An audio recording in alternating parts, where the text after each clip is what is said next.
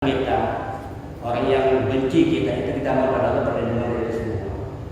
Tutup doa itu dengan hasbunallahu wa ni'mal wakil, ni'mal maula wa ni'mal nasir, wala haula wala quwwata illa billah. Kalau bisa baca setiap hari hadis insyaallah.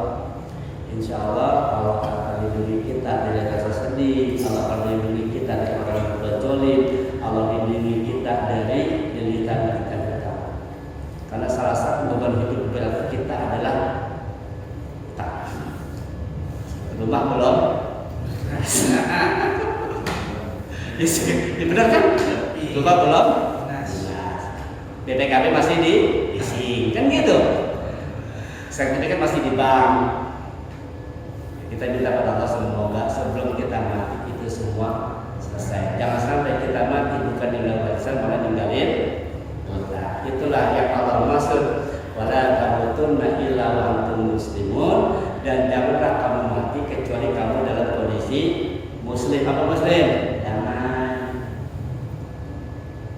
Damai dari utang, damai dari tetangga, damai dari saudara. Mati damai. Bukan mati Islam, bukan mati KTP Islam, Islam bukanlah itu maksudnya. Maksudnya kita mati itu dalam kondisi nggak bisa kata apa-apa. Enak paham ya? Kita benar-benar nggak perlu utang, gitu kan? Kita nggak perlu usaha sama tetangga. Jangan sampai kita mati, tetangga kita masih kesel, kita masih dibenci orang. Karena nanti di akhirat begitu dihisab, habis puasa kita, habis pahala sholat kita buat bayar utang kita. Kemudian akan nambah dosa kita karena pahala kita sudah habis, akan menerima dosa orang-orang yang sudah kita zalimi, yang sudah kita utangi itu. Jangan sampai. Baik, selesai dari mengenai. Ya, ini masalah ngecat rambut sunnah ada yang bilang. Pertama itu sementara kan tabrakan sama merubah yang diciptakan Allah haram. Dan ketika kalau memang benar sunnah, kenapa yang ngomong sendiri gak dicat rambutnya gitu?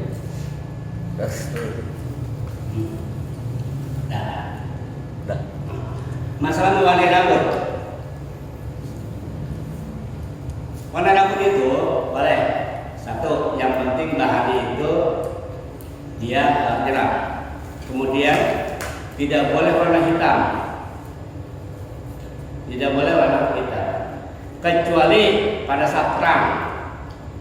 Dulu Rasulullah memerintahkan sahabatnya ngecat rambutnya menjadi warna hitam. Tujuan supaya apa? Supaya musuh gentar. Karena dulu itu kan banyak orang udah berhati-hati yang bukan. Gitu lihat kok rambut udah hitam semua, masih muda semua digagal-gagal. Itu tujuan itu. Nah, tapi kalau dan kondisi perang boleh kita sudah pakai pancar, dia agak merah ya. Kemudian kalau sudah kenapa nggak dijalani, kenapa nggak dicat rambutnya kan gitu kan? Kembali lagi ada hukum, ada sikap hukum. Gitu. Kalau saya jenggot saya warna merah, kira-kira jadi omongan dari sini karena nggak biasa. Pulang pusat untuk kayak akan diambil jenggot merah. Daripada orang pada gibah dan nggak harus. Tapi boleh. Oh banyak kok para ulama yang dicat rambutnya jadi merah atau jenggotnya jadi merah. Itu memang boleh. Ya, yang penting dia bukan warna hitam. Apa tuh sekarang orang supaya kelihatan muda kebanyakan itu di pembuban itu jadi itu dicat. Itu nggak kecuali dalam kondisi perang. Udah uban-ubanan aja nggak sih. Nasihat buat kita. Ya, karena kan gitu. Satu kali hijrah kirim salam, tunggu satu. Assalamualaikum, baru tunggu uban satu. Besok datang lagi, Assalamualaikum, baru tunggu lagi satu. Nah, semakin baik uban yang ada pada diri, tapi sudah berapa kali hijrah? Itu nasihat. Kalau Nabi Musa kan gitu, ya Rob kasih tahu saya kalau saya mau meninggal dunia ya, Nabi Musa gitu. Kata Allah, lewat kan nyadar, tapi itu uban. Jadi uban itu adalah peringatan bahwa hijrahnya sudah, tapi ingat kadang-kadang suka datang dadakan, nggak pakai kondisi lagi. Hijrah itu sehari 70 kali Pak datang ke kita. Berapa kali? Sehari 70 kali. Begitu mau cabut, ternyata SK-nya belum turun, balik lagi. Datang lagi, SK belum turun, balik lagi. Itu 70 kali pasang. Makanya kita harus hati-hati. Baik, ada lagi. Ya. Masalah utang piutang Pak, kan kalau sekarang kita cicil rumah misalnya, terus kan ada yang kalau atas nama kita tuh rumah biasanya kalau kita meninggal jadinya kan lunas, tapi kan apa itu jadi utang kita juga di akhirat, satu. Yang kedua itu sekarang kan banyak pay later yang nantinya kalau kita meninggal itu udah nggak bisa lagi. Kalau orang nih misalnya kita utang sama orang bisa kayak bagi yang orang-orang ada utang boleh menemui keluarga gitu ya. Kalau itu kan nggak bisa, nggak ketahuan mungkin kita punya pay later dan sebagainya. Itu bagaimana kita utang nanti di akhirat? Dipinjol. Ya pinjol lah gitu lah, kayak pay later tuh bayar ambil beberapa bayar menit cicil lah gitu ya kayaknya. Iya, ada begini. beli barang bayar cicil. Iya. Yang saya paham begini, makanya kan gini, ketika orang KPR itu ada yang asuransi, ada namanya asuransi. Walaupun asuransi juga masih perdebatan, ada yang memberikan yang tidak. Cuma asuransi syariah, dia ada asuransi yang membolehkan. Kita kan nggak paham nih, kita nggak paham itu kenapa syariah bisa jadi halal oleh Dewan Syariah Nasional. Nah karena kita nggak boleh ikut aja, ikut aja. Perjanjiannya adalah ketika nanti dia meninggal maka akan di-cover oleh asuransi. Tujuan supaya apa? Supaya ahli waris tidak terkena, ya kan? Tinggal tugas ahli waris sampai ahli waris adalah apa? Ngeklaim, itu doang. Kalau dia nggak mau ngeklaim, dia wajib bayar karena selagi dia belum dibayar dia masih ikut nih. Si mayat masih terkena sangkutan selagi belum dibayar oleh ahli waris.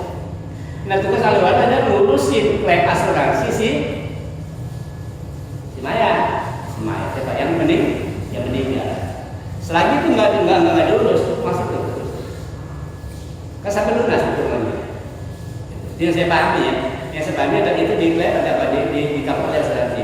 Ketika dia meninggal dunia maka asuransi itu untuk menutupi kekurangan dan menutupi hutang maka dia nggak perlu.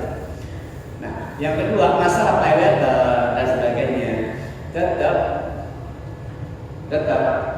tanggungan ahli waris. Karena ketika orang meninggal dunia, ahli waris itu punya 3 yang harus dikerjakan yang dimiliki oleh waris. Pertama, hutang. Ahli waris, entah anak, entah istri, entah siapa, harus melunasi hutang si mayit. Ini yang pertama. Yang kedua, wasiat. Wasiat itu harus dijalankan oleh si ahli waris. Yang ketiga, harta warisan itu haknya. Nah, harta warisan belakangan. Ketika si mayit meninggal, si hak meninggal, yang pertama harus dilakukan oleh ahli waris pertama adalah dia punya hutang apa enggak. Jangan cuma yang dikejar warisannya doang, yang hutangnya nggak mau. Itu kejadian banyak nih. Giliran hartanya warisannya banyak, terus giliran si punya hutang nggak mau. Nah, hutang itu ada tanggung jawab si ahli waris, entah dirinya, entah anak, entah orang tuanya. Selagi itu belum beres, harta warisan nggak boleh dibagi-bagi dulu. Nggak boleh dibagi-bagi. Itu yang pertama. Yang kedua, wasiat. Bisa jadi misalkan ada orang meninggal kasih wasiat. Cuma wasiat kalau wasiatnya itu harta nggak boleh dari sepertiganya.